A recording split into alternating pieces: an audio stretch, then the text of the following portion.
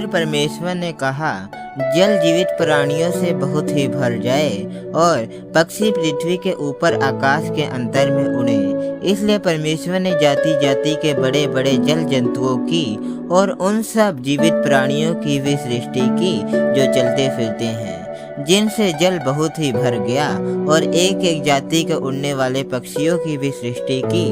और परमेश्वर ने देखा कि अच्छा है, और परमेश्वर ने ये कह के उनको आशीष दी, फूलों फलों और समुद्र के जल में भर जाओ और पक्षी पृथ्वी पर बढ़ें। तथा सांझ हुई फिर भोर हुआ। इस प्रकार 5वां दिन हो गया। फिर परमेश्वर ने कहा, पृथ्वी से एक एक जाति के जीवित प्राणी अर्थात घरेलू पशु और रेंगने वाले जंतु और पृथ्वी के वन पशु जाति जाति के अनुसार उत्पन्न हो, और वैसा ही हो गया।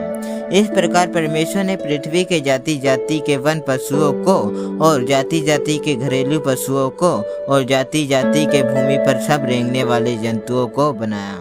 और परमेश्वर ने देखा कि अच्छा है। फिर परमेश्वर ने कहा, हम मनुष्यों को अपने स्वरूप के अनुसार अपनी समानता में बनाएं, और वे समुद्र की मछलियों और आकाश के पक्षियों और घरेलू पशुओं और सारी पृथ्वी पर और सब रेंगने वाले जंतुओं पर जो पृथ्वी पर रेंगते हैं अधिकार रखें। तब परमेश्वर ने मनुष्य को अपने स्वरूप के अनुसार उत्पन्न किया।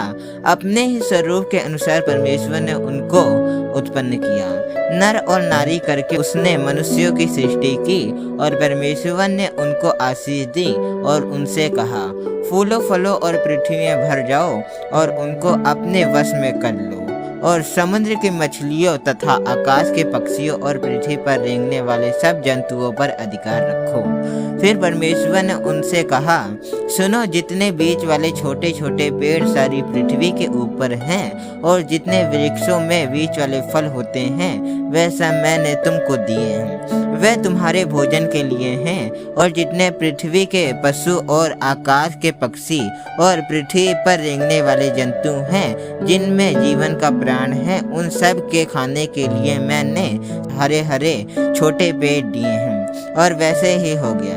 तब परमेश्वर ने जो कुछ बनाया था सबको देखा, तो क्या देखा कि वह बहुत ही अच्छा है।